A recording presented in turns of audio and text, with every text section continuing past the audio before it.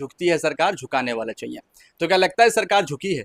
सरकार तो सेवक है, सेवक तो हमेशा झुका होता है। दिल्ली और लखनऊ की लड़ाई को भी एक चर्चा चल रही है आजकल। ऐसा कुछ नहीं है, ये सब नहीं है। केवल आप लोगों की कहानियां हैं। वैध रूप से कुछ बनाया जाएगा, वो विश्वविद्यालय नहीं, वो एक दुकान भी होगी तो सरकार वो भी गिराएगी। ये बात रखी गई, लेकिन जिस लिए रखी जा रही थी वो बात हो नहीं रही थी। बताया कुछ और गया, हुआ कुछ और। मतलब परीक्षा कोई और दी गई, परिणाम कोई और आ गया। उनके पास कोई मुद्दा नहीं है, तो वो इन युवाओं की भावनाओं को, इनकी बात को मुद्दा बना रहे हैं, इनकी भावनाओं से खेलने का काम कर रहे हैं। पर लीक वाले से हम चंदा नहीं लेंगे।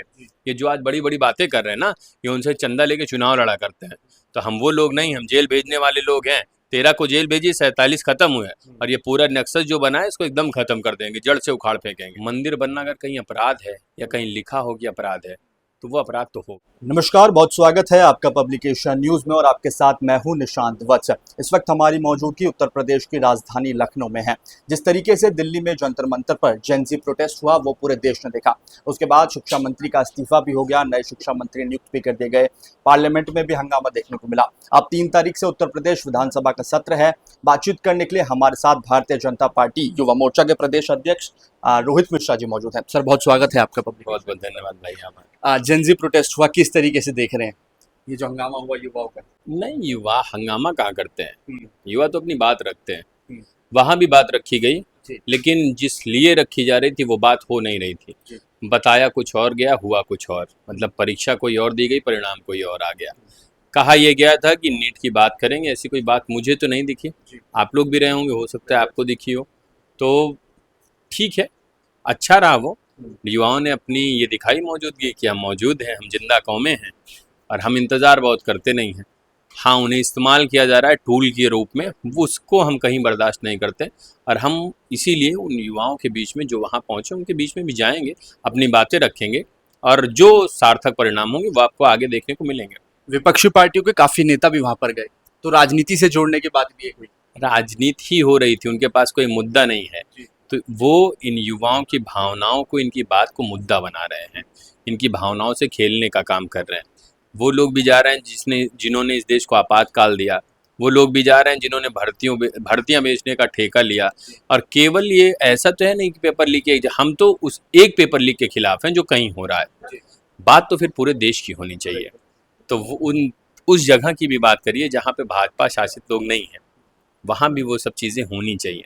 अच्छा, 6 महीने बाद उत्तर प्रदेश विधानसभा का चुनाव है, युवा अब नाराज है, आपकी बड़ी जिम्मेदारी है, किस तरीके से देखते मुझे ऐसा नहीं लगता कि नाराज है, और वो हमेशा राष्ट्र सर्वोपरि की भावना को लेकर आगे चलने वाला है। आज भी उसी के साथ काम कर रहा है। हम उनके बीच में जाएंगे, और अगर कुछ नाराजगी है तो ये तो परिवार है। नाराज है तो हम बैठ के बात करेंगे ना, और हम केवल समस्या नहीं बताएंगे, हम समाधान लेके आएंगे। ये इन युवाओं को भी विश्वास है, ये हमें भी विश्वास है, और सरकार ये करने के लिए एकदम तैयार भी है।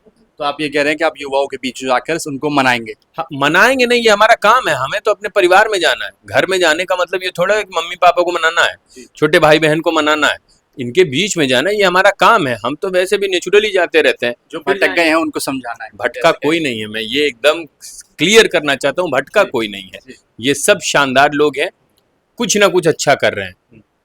आयाम अलग चुन लिया है, हम उनको ये बताएंगे कि रास्ता यही चुनिए, हमें कोई दिक्कत नहीं है, लेकिन परिणाम जो होंगे उस परिणाम की भी प्रतीक्षा करिए।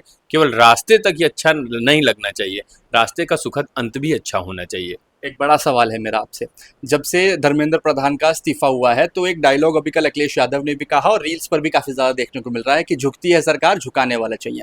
तो क्या लगता है सरकार झुकी है? सरकार तो सेवक है, सेवक तो हमेशा झुका होता है। सेवक आपने किसी को देखा क्या कि बहुत टाइट होके चलता है? सरकार उस सेवा भाव के साथ काम ही कर रही है। वो कह रही है कि हम आपकी सेवा के लिए आए हैं, हम कुछ चंद महीनों साल के लिए हैं, हम सत्ताधीश नहीं बनना चाहते हैं, हम सेवक ही बनना चाहते हैं। तो सेवक तो हमेशा झुका रहता है, हम लोग भी हैं, आज भी झुके हैं, और इनकी बातें जो हैं वो मानी गई हैं। वो पहले दिन से मानी जा रही थी, अंतिम दिन तक मानी गई हैं। तो ऐसा कोई झुकाने वाला चाहिए या झुकना, ये सब कोई बात होती नहीं है। बात यह है कि हम हमेशा उस भाव से रहे हैं, आगे भी करेंगे। 3 तारीख से विधानसभा सत्र है, क्या लगता है इन मुद्दों को लेकर यहाँ पर भी हंगामा होगा? हंगामा ना हो, चर्चा हो। हम तो चर्चा के लिए तैयार है ना, संसद में भी हम चर्चा के लिए तैयार थे। हमने हाई पावर टास्क कमेटी बनाई, उसके लिए हम तैयार थे।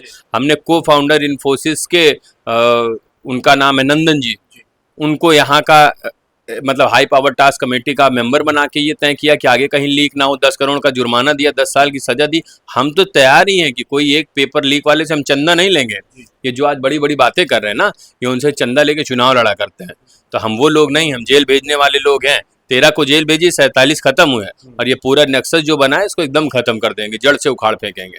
अच्छा, मैं खुद भी जंतर मंतर पे गया, वहाँ पे एक बड़ा ये चीज़ देखी गई कि बेरोजगारी को लेकर काफ़ी कर रहे थे। आप युवाओं की बात कर रहे हैं तो बेरोजगारी को क्या कहेंगे? अभी सरकार रोजगार देने के लिए तैयार तो है। आप दो आयाम है रोजगार के, एक सरकारी रोजगार, एक स्वरोजगार। जी। अभी तक केवल सरकारी रोजगार, मैं भी मध्यम वर्गीय परिवार से हूँ तो मुझे भी ऐसा लगता था कि केवल वही रोजगार होता है। लेकिन अब स्वरोजगार के लिए सरकार जितना फंड आप सोच सकते हैं उससे कई गुना ज़्यादा दे रही है। वो काम कर रही है और सरकारी रोजगार भी दिए जा रहे हैं। देने का क्रम ये है कि हाँ, किसी जाति, वर्ग, धर्म, संप्रदाय इसके हिसाब से नहीं मिल रहा रोजगार। रोजगार के लिए केवल एक चीज़ चाहिए, एक मापदंड है, वो है आपकी योग्यता। आप परीक्षा पास करिए, रोजगार लीजिए। हम वो आंकड़े भी लेके आएंगे युवाओं के बीच में कि आप देखिए पहले कितने रोजगार मिलते थे, अब कितने मिल रहे हैं। स्वरोजगार के माध्यम से कितना पैसा सरकार दे रही है, कितनी सब्सिडी दे रही है, ये भी तो देंगे। मूल है कि आपका परिवार कैसे चल रहा है, आप कैसे चल रहे हैं।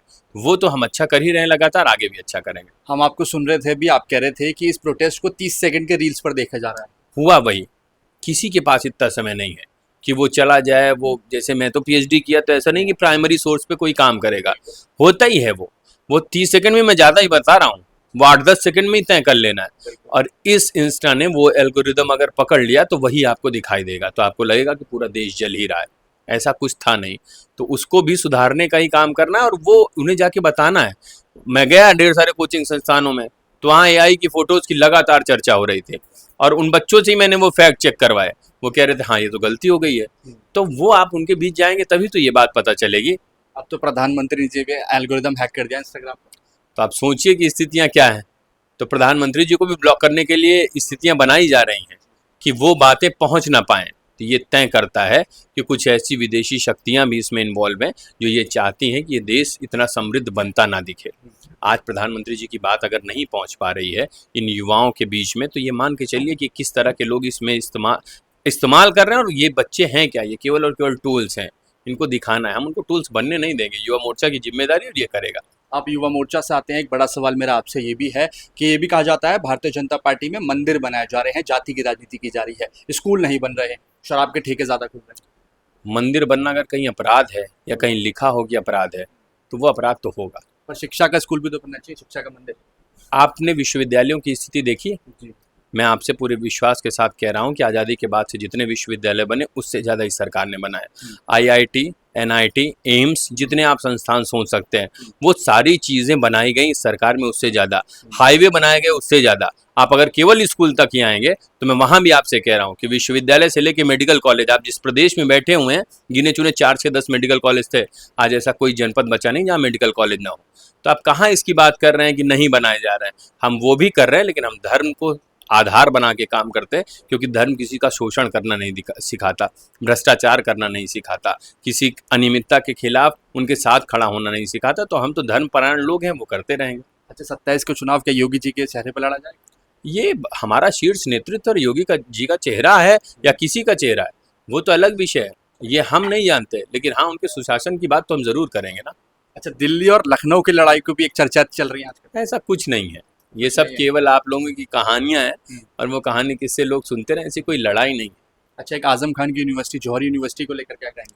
मामला अगर अवैध रूप से कुछ बनाया जाएगा, वो विश्वविद्यालय नहीं, वो एक दुकान भी होगी, तो सरकार वो भी गिराएगी। उन किसानों की पीड़ा भी कभी सोचिएगा, जो ये अपनी आंखों के सामने देख रहे थे कि उनकी ज़मीन कब्जा हो जा रही थी, वो कुछ बोल नहीं पा रहे थे। तो हम तो ईश्वर पे विश्वास करने वाले लोग हैं, ईश्वर ने वो न्याय किया है, वो न्याय हमेशा होता रहेगा। मिश्रा जी ब्राह्मण समाज से आते हैं, ब्राह्मण कहा जाता है कि बीजेपी से नाराज चल रहा है, तो क्या लगता है जोड़ने की भी एक अहम जिम्मेदारी आप पर है? धर्म, शास्त्र, अरण्यक, पुराण, उपनिषद, इसकी रक्षा कौन कर रहा है? इसकी बात कौन कर रहा है? इसकी बात केवल और केवल ये पार्टी करती है। तो ब्राह्मण तो इसको अपने सर पे लेके चलता है ना, उसके सर का ताज यही सब तो है। तो हमारी पार्टी तो उनके साथ बात करती है इसकी, और हम लोग उस पार्टी से जुड़े हैं केवल इसी आधार पे कि हमारे जो पूर्वजों ने बलिदान दिया, उस बलिदान को कोई तो पूछ रहा है। तो आप किसके पास जाएंगे? उनके पास जो ये कहते थे कि नहीं, इनको पहले रामचरितमानस फूंक देनी चाहिए, ये कचरा है। आपके ही किसी कैबिनेट मंत्री ने ये कहा, आपने उनके खिलाफ कोई कार्रवाई नहीं की। और आज आपको धर्म दिखता है। केवल राम मंदिर के दर्शन करने के लिए आप कितने कितने विधायकों को खत्म कर दे रहे हैं, उनकी सदस्यता खत्म करवा दे रहे हैं, और आज को धर्म दिखता है।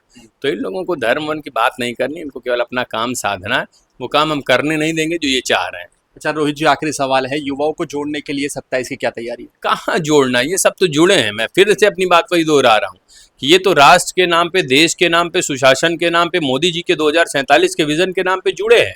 हमें अपनी ये बात ले जाके उनके बीच रखना है। और जितनी बात आप अभी कर रहे थे ना कि शिक्षा पे बात ही नहीं हो रही है, मैं कह तो रहा हूँ कि यही वो प्रदेश है जो हर जिले में मेडिकल कॉलेज दे रहा है। तो ये जो इन लोगों ने कहानी रची है, इसको ले जाके हम इनके बीच में रखेंगे, अपने युवा साथियों के बीच में। और जो पिछली बार ये एक शिगुफा छोड़ गए थे ना, वो शिगुफा इस बार फोड़ देगा युवा मोर्चा, ये तय। समाजवादी पार्टी साफ है? वो वैसे भी साफ है, वो अपने में ही साफ सफाई करें। हम तो वैसे भी अपना अच्छा काम करने के लिए योगी जी के सुशासन के माध्यम से आगे बढ़ ही रहे। बहुत बहुत धन्यवाद। तो सुना अपने थे हमारे साथ भारतीय जनता पार्टी युवा मोर्चा के प्रदेश अध्यक्ष डॉक्टर रोहित मिश्रा, जिन्होंने सारे सवालों के बेबाकी से जवाब दिए।